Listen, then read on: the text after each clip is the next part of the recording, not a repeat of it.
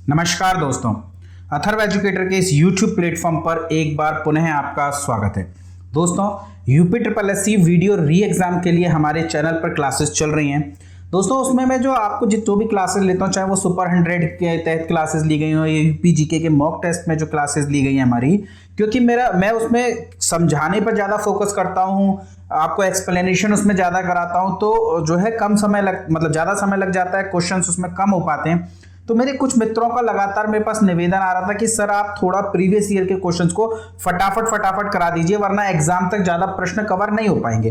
तो दोस्तों, फिर मैंने उनका भी ध्यान रखते हुए जो क्लासेस हमारी चैनल पर चल रही हैं वो उसी प्रकार निरंतर चलती रहेंगी, जिसमें हम पूरे डिटेल से चर्चा करेंगे। उसमें 30 प्रश्न हुआ करेंगे और पूरे डिटेल से हम उसमें चर्चा करेंगे। लेकिन मेरे ऐसे मित्र जो ज्यादा से ज्यादा प्रीवियस ईयर के क्वेश्चन मुझसे चाहते हैं, उनके लिए मैंने आज से एक और कार्यक्रम प्रारंभ किया है, जिसमें हम लगभग 500 प्रश्न होते हैं हर सब्जेक्ट के प्रीवियस ईयर के क्वेश्चंस में। तो हम फटाफट एक सब्जेक्ट उठाते चलेंगे और उसमें प्रीवियस ईयर क्वेश्चंस को जो लगभग 15-20 सालों में यूपी के एग्जाम्स में पूछे गए, यूपी के विभिन्न एग्जाम में, चाहे वो पेपर आप यूपी पीसीएस ने कंडक्ट कराए हो या यूपी ट्रिपल एससी ने कंडक्ट कराए हो, जो यूपी के पेपर्स में पिछले 15-20 सालों में पूछे गए हैं, उन प्रश्नों को हम इसके माध्यम से कवर करेंगे। जिसमें सबसे पहले हम यूपी जीके का पोर्शन ले रहे हैं, क्योंकि लगभग 7-8% प्रश्न या उससे ज्यादा प्रश्न आपको यूपी जीके के देखने को मिलेंगे और सभी प्रश्न रिपीटेड होंगे, ये मैं जानता हूं। मतलब एक आध दो प्रश्न को छोड़ दिया जाए तो ज्यादातर आपको प्रीवियस ईयर के प्रश्नों में से ही मिल जाएंगे। यूपी में यही होता है, 500-600 प्रश्न है और उन्हीं में से प्रश्न आते रहते हैं, एक दो प्रश्न कहीं बाहर कभी कभार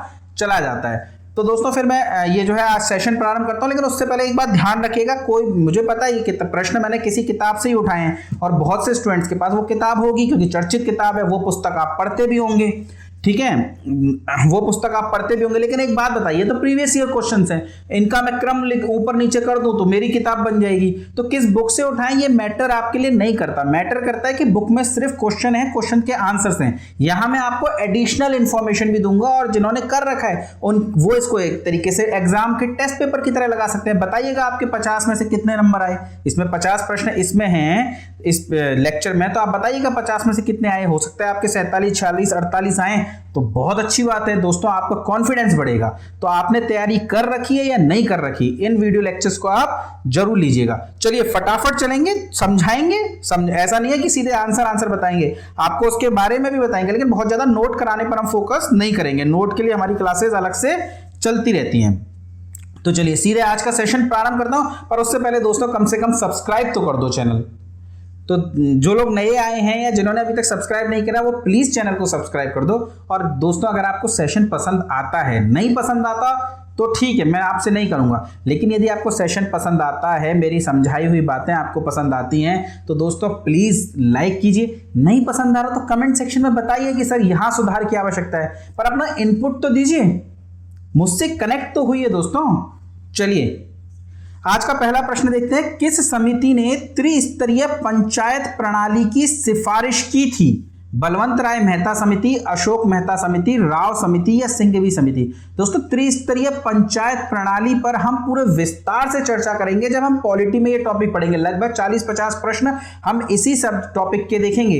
लेकिन अभी आप देखिए कि जो भारत में त्रिस्तरीय पंचायत प्रणाली है, उसकी सिफारिश किसने करी, या भारत में जो पंचायतों का गठन किया जाता है वह किस समिति की सिफारिश पर किया जाता है? तो वो किया जाता है बलवंत राय मेहता समिति की सिफारिश पर। तो चाहे प्रदेश में हो या भारत के किसी भी राज्य में हो, बलवंत राय मेहता समिति ही इस प्रश्न का उत्तर होगा। ये यूपी पीसीएस 2005 में ये प्रश्न आया हुआ है। सभी के आगे मैंने नोट कराया है कब प्रश्न आया है, तो मैं बार बार इस पर चर्चा नहीं करूंगा कि ये प्रश्न कब आया हुआ है, आप देख लीजिएगा। चलिए, निम्न में से किसका प्रत्यक्ष निर्वाचन होता है? प्रधान, क्षेत्र प्रमुख, जिला पंचायत अध्यक्ष, सरपंच या पंच? दोस्तों, प्रैक्टिकल लाइफ से जुड़ा हुआ प्रश्न है। आप सभी 18 साल की उम्र क्रॉस कर चुके हैं, आप सभी के पास वोट देने का अधिकार है और संभवतः आप वोट देते भी होंगे, विधानसभा के चुनावों में भी देते होंगे, लोकसभा के चुनावों में भी देते होंगे, और जो भी आपके पंचायत स्तर पर जो चुनाव होते हैं उनमें भी आप वोट देते होंगे। और आपने देखा होगा कि उसमें प्रधान का, सरपंच का और पंच का, इनके जो निर्वाचन है वो प्रत्यक्ष होते हैं। बाकी क्षेत्र प्रमुख या जिला पंचायत अध्यक्ष, इनके निर्वाचन अप्रत्यक्ष होते हैं। तो ऐसी स्थिति में हमारे प्रश्न का उत्तर क्या हो जाएगा? हमारे प्रश्न का उत्तर हो जाएगा 1, 4 और 5। ठीक है, चलिए आगे चलते हैं। निम्न में से किस नगर में नगर निगम नहीं है? अलीगढ़ में, मुरादाबाद में, सहारनपुर में या आजमगढ़ में? तो दोस्तों आप पहले तो मुझे बताइए कि प्रदेश में कितने नगर निगम हैं। अगर मैं आपसे पूछूं प्रदेश में कितने नगर निगम हैं तो प्रदेश में कुल नगर निगम है 17। अगर मैं आपसे पूछूं प्रदेश में मंडल कितने हैं तो कुल मंडल है 18 और जिले कितने हैं तो कुल जिले हो जाएंगे दोस्तों 75। नवीनतम मंडल पूछा जाए तो अलीगढ़ हो जाएगा, जिसमें अलीगढ़ है, हाथरस है, एटा है, कासगंज है। वहीं यदि नवीनतम नगर निगम पूछा जाए आपसे तो ऐसी स्थिति में आपके प्रश्न का उत्तर क्या हो जाएगा? शाहजहांपुर। तो अलीगढ़ हो गया, मुरादाबाद हो गया, सहारनपुर हो गया, ये सभी 17 नगर निगमों में हैं। आपको लिस्ट अगर चाहिए तो मैं आपको लिस्ट प्रोवाइड करा दूंगा नगर निगम और मंडल की, लेकिन आप देखेंगे कि आजमगढ़ जो है वो नगर निगम नहीं है। तो ऐसी स्थिति में प्रश्न का उत्तर क्या हो जाएगा? प्रश्न का उत्तर हो जाएगा डी। चलिए अगला प्रश्न देखते हैं। उत्तराखंड के गठन के बाद उत्तर प्रदेश में विधानसभा क्षेत्र शेष बचे हैं। देखिए उत्तराखंड के गठन के बाद प्रदेश में कितने विधानसभा सीटें हैं? अगर इस पर हम चर्चा करें तो प्रदेश में विधानसभा की सीटें हैं 403। देखिए अगर आपसे पूछ लिया जाए कि लोकसभा में उत्तर प्रदेश की कितनी सीटें हैं तो लोकसभा में हो जाएगी 80। यदि पूछ ले राज्यसभा में कितनी है तो राज्यसभा में हो जाएगी 31। विधान परिषद में पूछ ले तो विधान परिषद में कितनी हो जाएंगी? 100। तो इन्हें भी साथ साथ याद रखिएगा, लोकसभा में 80, राज्यसभा में 31 और विधान परिषद में कितनी हो जाएंगी? तो विधान परिषद में आपकी सीट हो जाएंगी 100। चलिए अगला प्रश्न देखते हैं। उत्तर प्रदेश में लोकायुक्त का पद कब सृजित किया गया था? देखिए लोकायुक्त का पद उत्तर प्रदेश में कब सृजित किया गया था? अगर आपसे ये प्रश्न पूछा जाए तो इस प्रश्न का उत्तर हो जाएगा 1975। यानी लोकायुक्त का जो पद है वो सन 1975 में सृजित किया गया था। आप बताएंगे उत्तर प्रदेश के पहले लोकायुक्त कौन थे? ये आपके लिए टास्क हो गया। पहले लोकायुक्त कौन थे? ये आपका टास्क है, आप बताएंगे उत्तर प्रदेश के पहले लोकायुक्त कौन थे। चलिए हम देखते हैं अपना अगला प्रश्न। राज्यपाल के संबंध में क्या सही नहीं है? देखिए राज्यपाल के संबंध में पूछ रहा है आपसे कि कौन सा कथन सही नहीं है वो बताना है। तो राज्यपाल की नियुक्ति राष्ट्रपति करता है, बिल्कुल आसान सा प्रश्न है। आपसे पूछा जाता है कि देश के राज्यपाल की नियुक्ति कौन करता है तो राष्ट्रपति करता है, केंद्रीय मंत्रिपरिषद की सिफारिश पर करता है। वह एक से अधिक राज्यों का राज्यपाल हो सकता है, बिल्कुल हो सकता है। किसी भी स्टेट के राज्यपाल को दूसरे स्टेट के राज्यपाल का जो है कर्तव्य निभाने का मौका भी दिया जा सकता है। यानी एक व्यक्ति को 2 राज्यों का राज्यपाल भी बनाया जा सकता है। अच्छा अगर एक व्यक्ति को 2 राज्यों का राज्यपाल बनाया जाएगा तो उनको वेतन कौन सा राज्य देगा? तो दोनों ही राज्य उसे वेतन देंगे। तो क्या डबल वेतन मिलेगा? नहीं, वेतन तो उसे उतना ही मिलेगा जितना मिलता है, किंतु राष्ट्रपति अनुपात बांट देगा, अनुपात बांट देगा और जो राष्ट्रपति जिस अनुपात में बांटेगा उसी अनुपात में वेतन दिया जाएगा। आप कहेंगे अनुपात बांटने की क्या जरूरत है, आधा आधा कर लीजिए। तो देखिए अगर किसी व्यक्ति को उत्तर प्रदेश का राज्यपाल बनाया जाता है साथ ही किसी गोवा का राज्यपाल बनाया जाता है तो क्या उत्तर प्रदेश और गोवा में समानता है? न तो क्षेत्रफल के अनुसार ये राज्य समान है, न जनसंख्या के अनुसार ये राज्य समान है, न रेवेन्यू के अनुसार ये राज्य समान है। तो समान नहीं बांटा जा सकता। अनुपात कौन बांटता है? अनुपात राष्ट्रपति बांटता है। लेकिन एक राज्यपाल एक से अधिक राज्यों का राज्यपाल हो सकता है। वह 5 वर्ष तक पद धारण करता है, बिल्कुल टेन्यूर तो उसका 5 साल ही है, लेकिन यह राष्ट्रपति के प्रसाद पर्यंत अपने पद का धारण करता है। राष्ट्रपति मंत्रिपरिषद की सलाह से जब चाहे जब हटा भी सकता है। वह राज्य व्यवस्थापिका द्वारा हटाया जाता है? बिल्कुल नहीं, राज्य व्यवस्थापिका द्वारा नहीं हटाया जाता बल्कि राष्ट्रपति द्वारा नियुक्त किया जाता है, राष्ट्रपति द्वारा ही हटाया जाता है। चलिए अगला है उत्तर प्रदेश के राजकीय चिन्ह में नहीं है।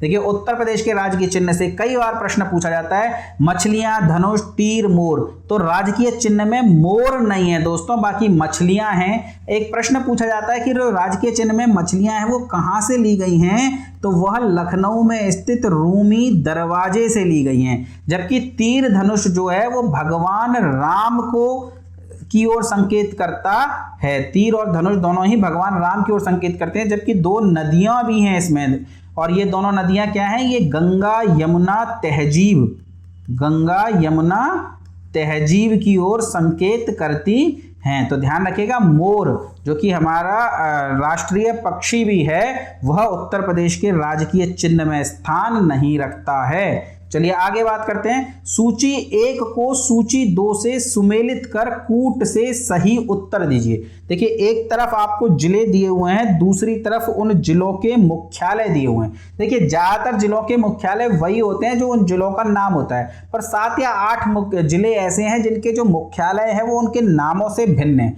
तो वे आपको पता होने चाहिए। तो हम बात करें जालौन की, तो जालौन का मुख्यालय जालौन में न होकर के दोस्तों उरई में है। और कानपुर देहात का कौन सा क्या हो जाएगा? कानपुर देहात का हो जाएगा अकबरपुर माती, जबकि संत रविदास नगर का हो जाएगा भदोही, और कुशीनगर क्या क्या हो जाएगा? कुशीनगर का हो जाएगा पडरौना। यानी जालौन का हो जाएगा उरई 4, तो ये इस प्रश्न का उत्तर नहीं हो सकता, ये भी इस प्रश्न का उत्तर नहीं हो सकता। कानपुर देहात का हो जाएगा अकबरपुर, तो ये भी नहीं हो सकता। प्रश्न का सही उत्तर क्या हो जाएगा? 4, 1, 2, 3 संत रविदास नगर का भदोही और कुशीनगर का पडरौना। चलिए आगे देखते हैं। उत्तर प्रदेश का राजकीय पुष्प है, देखिए उत्तर प्रदेश का राजकीय पुष्प क्या है? टेसू, गुलाब, नीलकमल या चंपा। तो उत्तर प्रदेश का राजकीय पुष्प है टेसू। टेसू जिसे पलाश के नाम से भी हम जानते हैं, वह उत्तर प्रदेश का राजकीय पुष्प है। ध्यान रखिएगा, जब उत्तराखंड के गठन से पूर्व यानी कि 9 नवंबर सन 2000 को जब उत्तराखंड का गठन हुआ था, गठन से पूर्व यदि मैं पूछ लूं आपको कि राजकीय पुष्प क्या था, तो ब्रह्म कमल था। लेकिन ये जो ब्रह्म कमल है ये उत्तराखंड के ऊंचे ऊंचे पहाड़ों पर ही मिलता है। जब आप वैली ऑफ फ्लावर जाएंगे बद्रीनाथ की, तो वहां आपको ब्रह्म कमल देखने को मिलेंगे। तो जो शेष उत्तर प्रदेश जो बचा है 75 जिलों का, वहां तो कहीं पहाड़ नहीं है, वहां कहीं ब्रह्म कमल देखने को नहीं मिलता। तो ऐसी स्थिति में उत्तर प्रदेश का जो राजकीय पुष्प था वह किसे चुना गया? वह चुना गया आपका टेसू को। चलिए, राज्यपाल संबंधी निम्न कथनों में से सही का चुनाव करें। एक बार फिर राज्यपाल से संबंधित कथन है, उसे जन्म से भारत का नागरिक होना चाहिए। देखिए, भारत में जितने भी संवैधानिक पद हैं उन सभी में भारतीय नागरिक होना चाहिए, लेकिन कहीं भी आपको जन्म से लिखा हुआ मिल जाए तो यह कथन गलत होगा। किसी भी संवैधानिक पद पर भारत में जन्मा हुआ नागरिक होना आवश्यक नहीं है। अगर आप नागरिकता ले लेते हैं संविधान के तहत, तब भी आप भारत के नागरिक कहलाएंगे। जैसे कि सोनिया गांधी क्या जन्म से नागरिक है? नहीं, लेकिन वो राष्ट्रपति भी बन सकती हैं, प्रधानमंत्री भी बन सकती हैं, राज्यपाल भी बन सकती हैं, मुख्यमंत्री भी बन सकती हैं, क्योंकि वर्तमान में वह नागरिक हैं, जन्म से नहीं है। नागरिकता ग्रहण करिए। उसकी आयु कम से कम 35 वर्ष हो, बिल्कुल सही बात है। लोकसभा का सदस्य होने की योग्यता रखता हो, बिल्कुल नहीं। राज्यपाल के लिए केवल 2 ही योग्यताएं दी हुई हैं दोस्तों भारतीय संविधान में। एक तो उसे भारत का नागरिक होना चाहिए और दूसरी उसकी आयु कम से कम 35 वर्ष होनी चाहिए। इसके अलावा लोकसभा, राज्यसभा, विधानसभा, विधान परिषद किसी की भी योग्यता रखना आवश्यक है। ऐसी कोई योग्यता राज्यपाल के संबंध में नहीं लिखी। राष्ट्रपति के संबंध में लिखी है कि लोकसभा का सदस्य होने की योग्यता रखना चाहिए। उपराष्ट्रपति के संबंध में लिखा है राज्यसभा का सदस्य होने की योग्यता रखना चाहिए। लेकिन राज्यपाल के संबंध में ऐसा कोई भी शर्त, कोई भी योग्यता नहीं लिखी हुई है। वह एकाधिक राज्यों का राज्यपाल हो सकता है। यह बिल्कुल सही है दोस्तों। तो दूसरा कथन सही है, तीसरा कथन सही है, दूसरा कथन सही है, चौथा कथन सही है। यानी हमारे प्रश्न का उत्तर क्या हो जाएगा? प्रश्न का उत्तर हो जाएगा डी। पंचायती राज एक व्यवस्था है स्थानीय स्वशासन की, बिल्कुल सही बात है। पंचायती राज व्यवस्था जो बलवंत राय मेहता समिति ने त्रिस्तरीय पंचायत की जो सिफारिश की थी, उसके आधार पर पंचायती राज व्यवस्था भारत में प्रारंभ हुई। और यह क्या है? यह स्थानीय स्वशासन का ही एक प्रकार है। जैव संबंधियों के समान त्रिस्तरीय प्रणाली की, बिल्कुल त्रिस्तरीय प्रणाली इसमें है। लोकतांत्रिक विकेंद्रीकरण देखने को मिलता है। देखिए, विकेंद्रीकरण हो गया कि नहीं हो गया?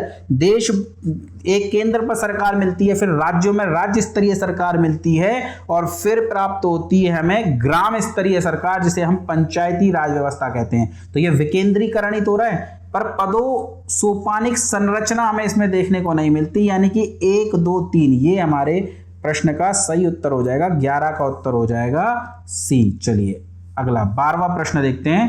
कथन और कारण दिए हुए हैं और आपको बताना है कूट के अनुसार कौन सा उत्तर आपका सही है।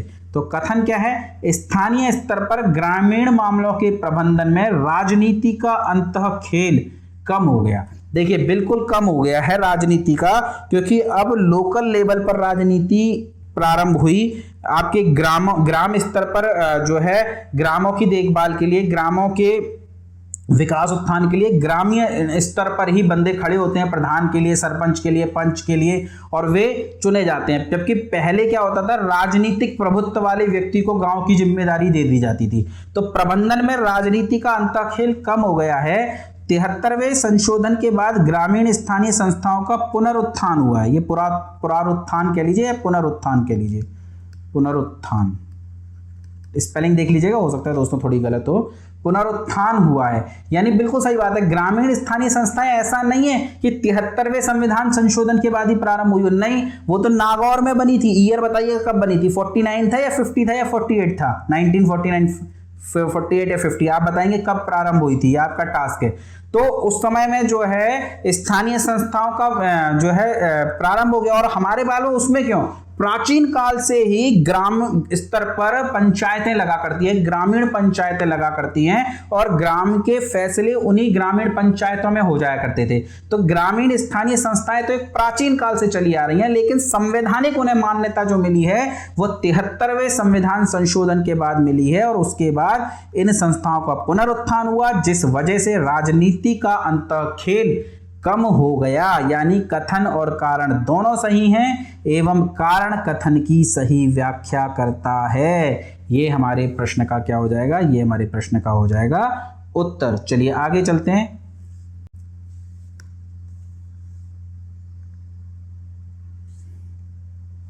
उत्तराखंड के गठन से पूर्व राज्य विधान परिषद सदस्यों की संख्या थी।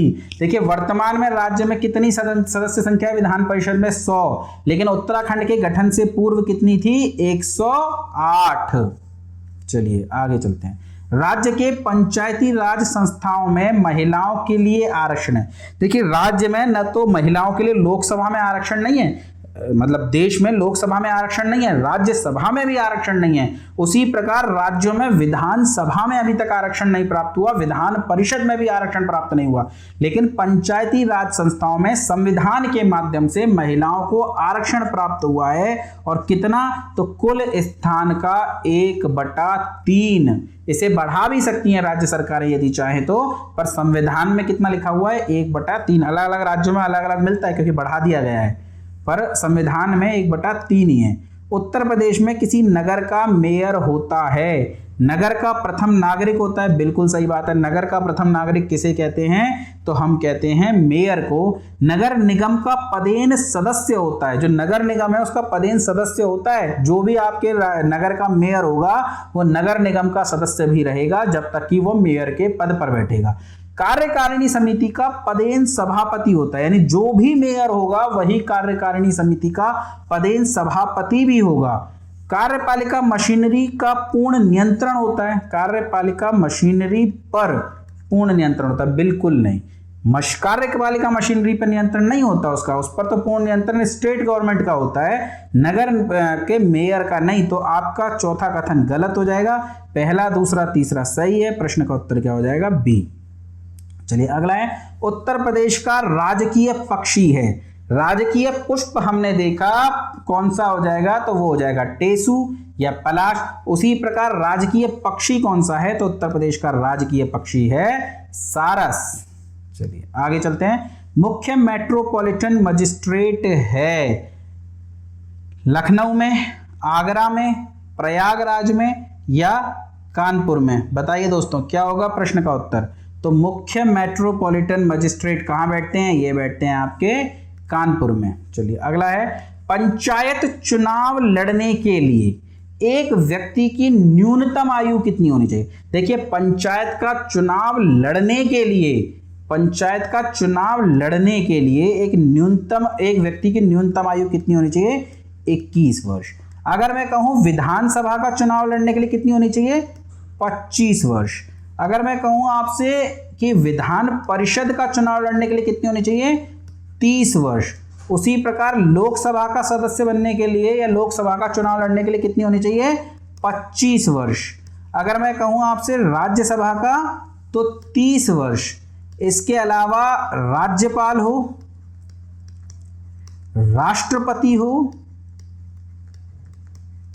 या फिर उपराष्ट्रपति हो, इन सभी के लिए कितनी हो जाएगी? 35 वर्ष। तो एक व्यक्ति को प्रधानमंत्री बनने के लिए कम से कम 25 वर्ष की उम्र होनी चाहिए, उसी प्रकार मुख्यमंत्री बनने के लिए भी कम से कम 25 वर्ष की उम्र होनी चाहिए। क्यों? क्योंकि विधानसभा का या विधान परिषद का किसी का तो सदस्य होगा ना मुख्यमंत्री बनने के लिए, तो कम से कम 25 वर्ष। उसी प्रकार प्रधानमंत्री या तो लोकसभा का सदस्य होगा या राज्यसभा का, तो कम से कम 25 वर्ष का होना चाहिए। लेकिन मत डालने के लिए, जब हम विधानसभा के, लोकसभा के या पंचायतों के जो इलेक्शन होते हैं उसमें मत डालने के लिए जो न्यूनतम आयु है वो कितनी है? 18 वर्ष। तो मत डालने के लिए, तो ध्यान रखिएगा इस प्रश्न का उत्तर क्या हो जाएगा? इस प्रश्न का उत्तर हो जाएगा 21 वर्ष। प्रदेश के नगरों में मेयर का निर्वाचन होता है। कैसे चुना जाता है आपके नगर में मेयर? बताइए। आप अगर आप शहर में रहते हैं तो मेयर का वोट डायरेक्ट डालते हैं, यानी सीधे नगर के निर्वाचकों द्वारा। चलिए, राज्य की विधानसभा चुनाव 2022 में महिलाएं निर्वाचित हुई।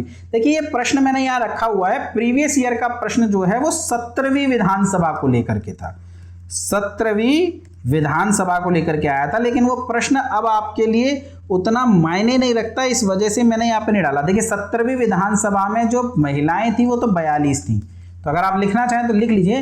पर अब 17वीं विधानसभा का पूछा था तो 18वीं विधानसभा का भी पूछ सकते हैं। और 18वीं विधानसभा में रिकॉर्ड टूटा था दोस्तों, रिकॉर्ड। और 18वीं विधानसभा में जो महिलाएं चुनी गई थी वो कितनी थी?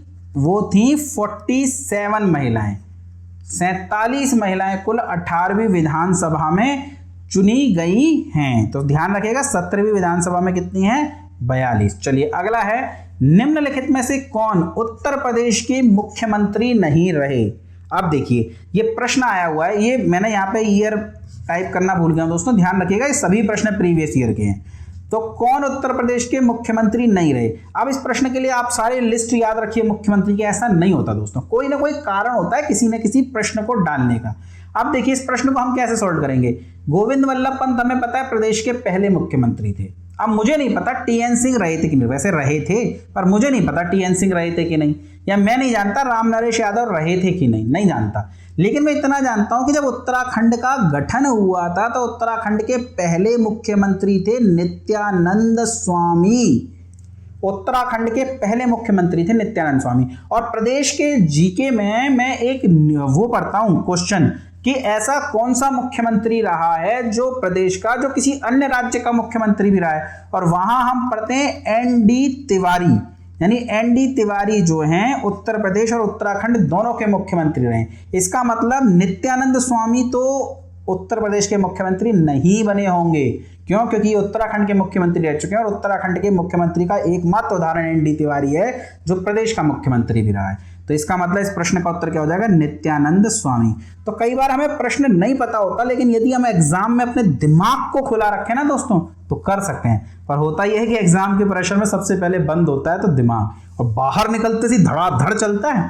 तो अरे यार ये क्वेश्चन में कर आता ना तो आज मेरा सिलेक्शन हो गया होता। तो ये कमी होती है प्रैक्टिस की दोस्तों, पढ़ने की नहीं। पढ़ते तो बहुत हो पर प्रैक्टिस की कमी आपको मार देती है। तो प्रैक्टिस कीजिए मेरे साथ, आइए जुड़िए फटाफट। निम्नलिखित कथनों में से कौन एक सही नहीं है? आपको बताना है कौन सा कथन असत्य है। उत्तर प्रदेश में कुछ नगरों ने नगर निगम की हैसियत प्राप्त कर ली। बिल्कुल 17 नगर निगम है उत्तर प्रदेश में। नगरों को एक निगम की हैसियत राजनीतिक कारणों पर दी जाती है। देखिए राजनीतिक कारण का मतलब समझ रहे हो कि मुख्यमंत्री की या रसूख रखने वाले, राजनीति में रसूख रखने वाले मंत्रियों की मर्जी चलेगी कि कौन सा नगर निगम बनेगा, ऐसा नहीं है दोस्तों। संविधान में प्रॉपर शर्तें लिखी हुई हैं, संविधान के नियमों के तहत प्रॉपर शर्तें बनाई गई हैं, जिसमें जनसंख्या एक कारण है। तो इस तरीके के कई कारण दिए हुए हैं, तो उन नियमों पर चलते हुए नगरों को निगम की पर मतलब हैसियत प्राप्त होती है, ना कि राजनीतिक कारणों से। तो कुछ नियम हैं जिनके आधार पर नगर निगमों का सृजन किया जाता है। बिल्कुल, जब बी गलत है तो सी सही हो जाएगा। उत्तर प्रदेश में नगर निगमों के लिए एक अलग कानून है। बिल्कुल है दोस्तों। तो कौन सा कथन सही नहीं है? तो सिर्फ 22 का हो जाएगा बी। चलिए आगे चलते हैं। अब तक उत्तर प्रदेश में कितनी महिलाएं मुख्यमंत्री रही हैं? अब तक उत्तर प्रदेश में कितनी रही हैं? आसान सा प्रश्न है दोस्तों, 2। एक हो जाएंगी सुचेता कृपलानी, जो उत्तर प्रदेश की पहली महिला मुख्यमंत्री थी, न उत्तर प्रदेश की बल्कि देश की पहली महिला मुख्यमंत्री थी। और दूसरी हो जाएंगी सुश्री मायावती, सुश्री मायावती। और ये कितनी बार चुनी गई हैं? ये 4 बार प्रदेश की मुख्यमंत्री चुनी गई हैं। और प्रदेश के सर्वाधिक बार मुख्यमंत्रियों के लिए अगर किसी का नाम पढ़ा जाए तो अब उस स्थिति में भी नाम आएगा मिस मायावती। 4 बार चुनी गई हैं दोस्तों, ये दलित नेता हैं मायावती। चलिए आगे चलते हैं। गौतम बुद्ध नगर जिले का मुख्यालय है। गौतम बुद्ध नगर, देखिए वे जिले जो अपने नाम से टच, जिनके मुख्यालय उनके नाम से नहीं है, वो जरूर याद रखना है आपको दोस्तों। 4 मैं पहले करा चुका हूं और एक हो जाएगा गौतम बुद्ध नगर। तो गौतम बुद्ध नगर जिले का मुख्यालय कहां पर है? ये आपका नोएडा में स्थित है। उत्तर प्रदेश विधानसभा के प्रथम अध्यक्ष थे। देखिए ये केवल पीसीएस मेंस 2015 में नहीं पूछा, यहां मैंने सिर्फ एक जगह नाम डाला है। बहुत से प्रश्न रिपीटेड हैं, न जाने कितने एग्जाम्स में पूछे गए हैं दोस्तों। तो ध्यान रखिएगा, उत्तर प्रदेश विधानसभा के प्रथम अध्यक्ष कौन थे? पुरुषोत्तम दास टंडन। 1952 में जब विधानसभा का गठन हुआ था तब उसके अध्यक्ष पुरुषोत्तम दास टंडन थे। अब देखिए विधान परिषद का गठन कब हुआ है? ये हुआ है 1937 में, यानी विधानसभा से बहुत पहले उत्तर प्रदेश की विधान परिषद का गठन हुआ। अब इसके जो पहले अध्यक्ष थे ना, वो तो थे सीताराम। इसी प्रकार इसकी उपाध्यक्ष थी बेगम अय्याज रसूल। बेगम अय्याज रसूल ये कौन थी? तो ये थी उपाध्यक्ष। ये कौन थी? ये थी उपाध्यक्ष। और ये कौन थे? ये थे अध्यक्ष। तो अगर आपसे पूछ लिया जाए विधान परिषद, उत्तर प्रदेश विधान परिषद के पहले अध्यक्ष कौन थे, और यदि ऑप्शन में चंद्रभाल ना होना तब आप सीताराम ढूंढ लीजिएगा, क्योंकि वो 1937 पूछ रहा है। लेकिन विधान परिषद ये क्या भारतीय संविधान के तहत गठित हुई है क्या? नहीं ना, भारतीय संविधान तो लागू होगा ना 26 जनवरी 1950 को, यानी संविधान के तहत विधान परिषद कब गठित होगी? तो 26 जनवरी 1950 को। और इस 26 जनवरी 1950 को जो विधान परिषद के अध्यक्ष थे ना, सभापति थे, उन्हें ही संविधान के अनुसार गठित विधान परिषद का पहला सभापति कहा जाता है। और वो कौन थे? तो वो थे चंद्रभाल। इसीलिए आप रटते ना, विधान परिषद के पहले सभापति कौन थे? चंद्रभाल। लेकिन अगर सन देकर पूछ लिया जाए ना 1937 में कौन थे, तब ऐसी स्थिति में प्रश्न का उत्तर क्या हो जाएगा? ऐसी स्थिति में प्रश्न का उत्तर हो जाएगा सीताराम। तो दिमाग को खोल करके प्रश्नों को पढ़ना है, रटना नहीं है सीधे सीधे। चलिए दोस्तों 25 प्रश्न देखिए मैं करा चुका हूं, अगले 25 और कराऊंगा इसी सेशन में, पर लाइक कीजिए पहले फटाफट और सब्सक्राइब कीजिए। चलिए अगला है, उत्तर प्रदेश का सबसे पुराना संग्रहालय कौन सा है? तो प्रदेश के सबसे पुराने संग्रहालय की यदि बात करें तो ऐसी स्थिति में उत्तर हो जाएगा राजकीय संग्रहालय, जो कि स्थित है आपका लखनऊ में। यह प्रदेश का सबसे पुराना है। इसकी स्थापना कब हुई थी? बहुत समय पूर्व, सन 1863 में इसकी स्थापना की गई थी। चलिए आगे चलते हैं। वीवी गिरी श्रम संस्थान स्थित है। देखिए रटने वाली बात है, वीवी गिरी श्रम संस्थान कहाँ स्थित है? तो ये स्थित है नोएडा में। कहाँ पर स्थित है? नोएडा में। चलिए अगला है, राज्य में राजकीय बौद्ध संग्रहालय हैं। तो राज्य में कुल कितने राजकीय बौद्ध संग्रहालय हैं? तो 3 राजकीय बौद्ध संग्रहालय हैं। कहाँ कहाँ पर? तो एक हो जाएगा आपका गोरखपुर में, दूसरा हो जाएगा दोस्तों कुशीनगर में, और तीसरा हो जाएगा सिद्धार्थ नगर में। सिद्धार्थ नगर में। तो 3 बौद्ध संग्रहालय हैं राज्य में, एक गोरखपुर, दूसरा कुशीनगर और तीसरा हो जाएगा सिद्धार्थ नगर। चलिए अगला है, मोतीलाल नेहरू बाल संग्रहालय कहाँ स्थित है? अब देखिए मोतीलाल नेहरू है बाल संग्रहालय, तो प्रयागराज के साथ मत चले जाइएगा, तुक्का मारेंगे प्रयागराज और वो हो जाएगा गलत। क्यों? क्योंकि मोतीलाल नेहरू बाल संग्रहालय कहाँ स्थित है? वह स्थित है आपका दोस्तों लखनऊ में। अगला है, दीनदयाल हस्तकला संकुल व्यापार सुविधा केंद्र स्थित है। रटने वाली बातें हैं दोस्तों, तो इसलिए ज्यादा चर्चा नहीं करेंगे इस पर। यह बहुत इंपॉर्टेंट है, देखिएगा इस पर अभी पिछले वर्ष पीएम मोदी जी का यहाँ पर आगमन हुआ था, तो ये करंट का प्रश्न बन जाता है। तो दीनदयाल हस्तकला संकुल व्यापार सुविधा केंद्र कहाँ स्थित है? तो ये स्थित है आपका वाराणसी में, यानी बनारस में। कई बार दोस्तों कुछ अचानक से जिन शब्दों को आप सुबह शाम बोलते हैं वो शब्द बोलने में भी जुबान आपकी फिसल जाया करती है, तो ध्यान रखिएगा वाराणसी में जो है यह स्थित है। चलिए अगला है यूपी कृषि अनुसंधान परिषद स्थित है। यूपी कृषि अनुसंधान परिषद कहाँ पर स्थित है यदि हम चर्चा करें तो यह स्थित है प्रदेश की राजधानी लखनऊ में। देखिए ज्यादातर लखनऊ में स्थित हैं, तो जो लखनऊ में स्थित नहीं है उन्हें याद कर लीजिए, अगर ढंग से याद कर सकें तो आप एक एक करके याद कीजिए, पर यदि न कर पाए तो जो लखनऊ में स्थित नहीं है उन्हें याद कर लीजिए, और तुक्का मारना हो तो लखनऊ के साथ जाइएगा। चलिए हमेशा जाइएगा ये मत कह रहा हूँ मैं, बोले उसने पूछा शाक भाजी संस्थान कहाँ है और आप तुक्का मारना था लखनऊ के साथ चले गए तो गलत हो जाएगी। मैंने पहले कहा कि जो लखनऊ में स्थित नहीं है उन्हें याद कीजिए, तो इन्हें तो याद करना पड़ेगा ना आपको, शाक भाजी कहाँ है बनारस में, सीधे लखनऊ मार देंगे तो फिर कैसे काम चलेगा। तो केंद्रीय औषधीय एवं सुगंधित पौध संस्थान स्थित है। अब जैसे ये नहीं आपको पता तो लखनऊ मारेंगे तो सही हो जाएगा, क्यों? क्योंकि केंद्रीय औषधि और सुगंधित पौध अनुसंधान संस्थान कहाँ स्थित है, तो ये स्थित है आपका लखनऊ में। चलिए आगे चलते हैं। आलू अनुसंधान केंद्र स्थित है। आलू अनुसंधान केंद्र कहाँ है? फर्रुखाबाद में, मेरठ में, कानपुर में या प्रयागराज में? तो आलू अनुसंधान केंद्र स्थित है मेरठ में। कई बार पूछे गए प्रश्न है दोस्तों ये। भारतीय चमड़ा रंगाई व जूता संस्थान है। अब देखिए चमड़ा नाम आया तो कानपुर याद आना चाहिए, आगरा याद आना चाहिए या उन्नाव याद आना चाहिए। अब इसमें से आप देख लीजिए ये तीन हैं जो चमड़े के लिए फेमस हैं और सबसे ज्यादा कौन सा है? कानपुर का। तो भारतीय चमड़ा रंगाई व जूता संस्थान कहाँ स्थित है? तो ये स्थित है आपका कानपुर में। भारतीय दलहन शोध संस्थान स्थित है। देखिए मैंने इसको याद किया था कि चमड़े का एक थैला है उसमें दाल रख करके आप रगड़ रहे हैं, यानी जहां पर चमड़ा बनता है वहीं दाल का शोध संस्थान स्थित है, यानी कानपुर में स्थित है। भारतीय दलहन शोध संस्थान कहाँ स्थित है? तो वह स्थित है आपका कानपुर में।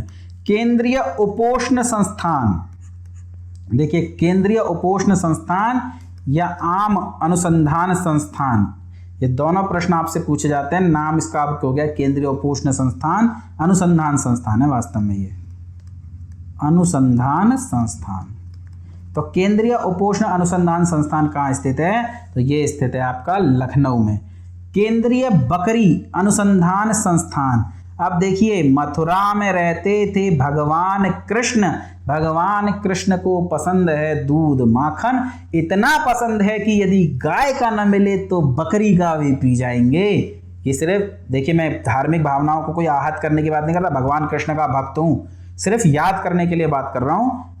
केंद्रीय बकरी अनुसंधान संस्थान कहाँ स्थित है? तो ये स्थित है मथुरा। आप में से याद रह जाएगी कि मेरी इस ट्रिक से कोई प्रश्न और वो सही कराएगा तो वो कहेगा कि हाँ सर ने याद करा दिया था। तो इस पर्पज से बोल रहा हूँ, कोई और नाराज ना होइएगा कि भगवान कृष्ण के बारे में ऐसा कैसे बोल रहा हूँ कि बकरी का दूध पी जाएंगे। भगवान कृष्ण तो गायें प्रकट कर दें संसार में जितनी चाहिए उन्हें, तो हमारा सिर्फ याद करने का एक ट्रिक है। चलिए उत्तर प्रदेश का प्रथम software technology park, Uttar Pradesh का प्रथम सॉफ्टवेयर टेक्नोलॉजी पार्क कहाँ स्थित है? जहां बड़ी बड़ी आईटी कंपनीज होंगी। तो आईटी कंपनी देश में कहाँ स्थित है? बेंगलोर में है, गुड़गांव में है, नोएडा में है। तो उत्तर प्रदेश का कौन सा हो गया? उत्तर प्रदेश का हो गया नोएडा, यानी गौतम बुद्ध नगर। यही प्रथम सॉफ्टवेयर टेक्नोलॉजी पार्क जो कि प्रदेश का पहला है स्थापित किया गया है। चलिए आगे चलते हैं। 39वां प्रश्न है, एक नॉलेज पार्क की स्थापना की गई है नोएडा में, ग्रेटर नोएडा में, लखनऊ में या वाराणसी में? तो देखिए नॉलेज पार्क कहाँ होगी? जहां कंपनी, कहते हैं ना प्राइवेट कंपनी में काम करना तो बहुत नॉलेज चाहिए आपको, यानी नोएडा। और नोएडा से भी ज्यादा नॉलेज कहाँ होगी? जो और ज्यादा ग्रेट होगा, यानी ग्रेटर नोएडा। तो नॉलेज पार्क कहाँ स्थापित किया गया है? ग्रेटर नोएडा में। चलिए निम्न में से कौन सा युग्म सुमेलित नहीं है? आपको बताना है कौन सा युग्म सुमेलित नहीं है। एग्रो पार्क लखनऊ में, बिल्कुल लखनऊ में। एपेरल पार्क नोएडा में, नोएडा में तो नहीं है दोस्तों, बताओ कहाँ है? प्लास्टिक सिटी, प्लास्टिक सिटी आपकी कहाँ पे हो जाएगी? कानपुर में। और लेदर टेक्नोलॉजी कहाँ पर है? लेदर टेक्नोलॉजी है आपकी दोस्तों कहाँ पर? उन्नाव में। तो बताइए एपेरल पार्क कहाँ पर है? एपेरल पार्क है दोस्तों आपका गाजियाबाद में। चलिए तो प्रश्न का उत्तर क्या हो जाएगा? प्रश्न का उत्तर हो जाएगा दोस्तों आपका बी। चलिए अगला है, निम्न में से कौन सही सुमेलित नहीं है? फिर आपके सामने एक बार सही सुमेलित नहीं आ गया। बायोटेक पार्क आपका लखनऊ में स्थित है, बिल्कुल। टॉनिका सिटी फिर ये नोएडा में नहीं है दोस्तों। प्लास्टिक सिटी अभी पिछले प्रश्न में ही देखा कानपुर में है। लेदर टेक पार्क कहां पर है? उन्नाव में। टॉनिका सिटी कहां पर है? एपेरल पार्क हो या टॉनिका सिटी हो, दोनों ही दोस्तों गाजियाबाद में। आप देखिए प्रश्न आए हैं कि नहीं आए, मिले जुले प्रश्न आते हैं। जो एक बार पूछा गया है वही दोबारा पूछते हैं। देखिए पीसीएस प्री 2009 में ये प्रश्न भी पूछा है और पीसीएस प्री 2009 में ये प्रश्न भी पूछा है। यानी आपसे एक ही साथ बार बार एक ही चीज दे करके पूछ लिए। सेम एग्जाम में सेम को एक ही क्वेश्चन पेपर होता है, ऐसा नहीं कि अलग अलग शिफ्ट में होता हो ये पेपर। तो एक ही पेपर में ये दोनों प्रश्न पूछे गए हैं। चलिए अगला देखते हैं। स्कूल ऑफ पेपर टेक्नोलॉजी स्थित है। देखिए अखबारी कागज कहाँ है? कनाडा में। कनाडा का फेमस है कि नहीं? और कनाडा कहाँ पड़ता है? पृथ्वी के उत्तर दिशा की तरफ। तो उत्तर प्रदेश का सबसे उत्तरी जिला कौन सा है? सहारनपुर। सबसे उत्तरी जिला है सहारनपुर। सबसे दक्षिणी जिला सोनभद्र। सबसे पूर्वी जिला कौन सा हो जाएगा? बलिया। और सबसे पश्चिमी जिला शामली। तो सबसे उत्तरी जिला है Saharanpur. School of paper technology भी सहारनपुर में ही स्थित है। सहारनपुर प्रदेश का ऐसा जिला है जो 3 राज्यों से सीमा बनाता है। कौन कौन सी? उत्तराखंड, हरियाणा, हिमाचल प्रदेश। प्रदेश का एकमात्र ऐसा जिला जो 4 राज्यों से सीमा बनाता है, या देश का एकमात्र ऐसा जिला जो 4 राज्यों से सीमा बनाता है, वो हो जाएगा सोनभद्र। किस किस के साथ में? मध्य प्रदेश के साथ में, बिहार के साथ में, झारखंड के साथ में और छत्तीसगढ़ के साथ में। चलिए अगला है हरिश्चंद्र अनुसंधान संस्थान स्थित है। अब देखिए हरिश्चंद्र अनुसंधान संस्थान, देश में 2 पार्टियां हैं दोस्तों, एक है बीजेपी और एक है कांग्रेस। कांग्रेस वाले क्या कहते हैं कि नेहरू भक्त होते हैं वो कहते हैं कि नेहरू परिवार कभी असत्य नहीं बोलता, ये हरिश्चंद्र की औलाद हैं, सत्यवादी राजा हरिश्चंद्र की तरह ये सदैव सत्य का पालन करते हैं। जबकि बीजेपी वाले क्या बोलते हैं? हर समस्या की जड़ ये नेहरू ही है, नेहरू का खानदान है, ये सदैव असत्य का पालन करते हैं, ये कोई हरिश्चंद्र की औलाद नहीं है। तो हरिश्चंद्र जो कि सत्यवादी राजा थे, तो हरिश्चंद्र अनुसंधान संस्थान नेहरू खानदान याद कीजिएगा, प्रयागराज। अब आप नेहरू भक्त हैं, कांग्रेस पार्टी के सपोर्टर, मैं तो किसी का भी सपोर्टर नहीं हूं और किसी का विरोधी नहीं हूं, मैं तो टीचर हूं। लेकिन अगर आप कांग्रेस पार्टी के सपोर्टर हैं तो हरिश्चंद्र की औलाद मान लीजिएगा, और कांग्रेस पार्टी के अपोजिट में बैठते हैं तो मान लीजिएगा ये कोई हरिश्चंद्र की औलाद नहीं, ये तो झूठे लोग थे। तो हरिश्चंद्र अनुसंधान संस्थान कहाँ स्थित है? ये स्थित है प्रयागराज में। वैसे आप पढ़ाई कीजिए, राजनीति से दूर रखिए, सिलेक्शन लीजिए, सत्ता किसी की भी आए किसी की भी जाए। चलिए अगला है doctor Ambedkar institute of technology for handicapped अवस्थित है। अब देखिए हैंडीकैप्ड की बात है, अब मुझे नहीं पता कहाँ है, मैंने तो याद ऐसे किया था कि अगर शरीर से चमड़ा उतार दिया जाए ना दोस्तों तो आप हैंडीकैप्ड कैटेगरी में आ जाओगे। और चमड़ा कहाँ पर है? चमड़ा है कानपुर में। तो doctor Ambedkar institute of technology for handicapped कहाँ है? कानपुर में। तो छोटी मोटी ट्रिक बनाया कीजिए, अपने आप याद कीजिए, ये यूट्यूब पर ट्रिक्स मत देखा कीजिए। 1-2 ट्रिक के अलावा आपको एग्जाम में ट्रिक्स नहीं याद रहने वाली, लेकिन ये कुछ बातें कुछ घटनाएं अगर आप लिंक कर देते हैं तो वो जरूर आपको एग्जाम में मदद कर देगी। केंद्रीय गिलास सिरेमिक अनुसंधान संस्थान स्थित है। देखिए ये बुलंदशहर जिले में एक जगह पड़ती है खुर्जा, यहाँ पर केंद्रीय गिलास सिरेमिक अनुसंधान स्थित है। यदि जगह पूछ ली जाए तो खुर्जा, जिला पूछ लिया जाए तो आपका हो जाएगा बुलंदशहर। चलिए अगला है भारतीय चारागाह एवं चारा अनुसंधान संस्थान। आप देखिए इसका किस एग्जाम में है पूछना भूल गया, लिखना भूल गया हूं यहाँ पे, लेकिन सभी जानते हैं ये तो इतना फेमस क्वेश्चन है, न जाने कितनी बार यूपी के एग्जाम में पूछा गया है। भारतीय चारागाह एवं चारा अनुसंधान संस्थान कहाँ स्थित है? तो झांसी की रानी ने युद्ध के मैदान में अंग्रेजों को मेमना बना करके छोड़ दिया था, चारा तक उन्हें नसीब नहीं हो रहा था। भारतीय चारागाह और चारा अनुसंधान केंद्र कहाँ स्थित है? झांसी में स्थित है। चलिए आगे चलते हैं। उत्तर प्रदेश गन्ना अनुसंधान काउंसिल अवस्थित है। देखिए उत्तर प्रदेश गन्ना अनुसंधान काउंसिल तो शाहजहांपुर में अवस्थित है। शाहजहांपुर में 1912 में जॉन क्लार्क ने खोली थी। लेकिन अब बहुत से लोग कहेंगे कि सर हमने तो लखनऊ पढ़ा हुआ है। बिल्कुल आपने लखनऊ पढ़ा है, लेकिन वह भारतीय गन्ना अनुसंधान परिषद है, और एग्जाम में ये बहुत बार पूछा गया है, भारतीय गन्ना अनुसंधान परिषद कहाँ पर है? और ऐसी स्थिति में उत्तर हो जाता है लखनऊ। मैं मना कर ही नहीं रहा, लेकिन अगर आपसे पूछेगा उत्तर प्रदेश गन्ना अनुसंधान काउंसिल कहाँ है, आप लखनऊ मार के आएंगे, बहुत खुश होंगे, बाहर आएंगे, दोस्त बताएगा कोई शाहजहांपुर, बहुत दुखी होंगे।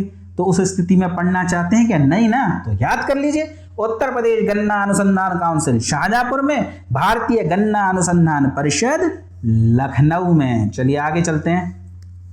भारतीय वनस्पति शोध संस्थान, भारतीय वनस्पति शोध संस्थान कहां पर है? ये स्थित है आपका लखनऊ में।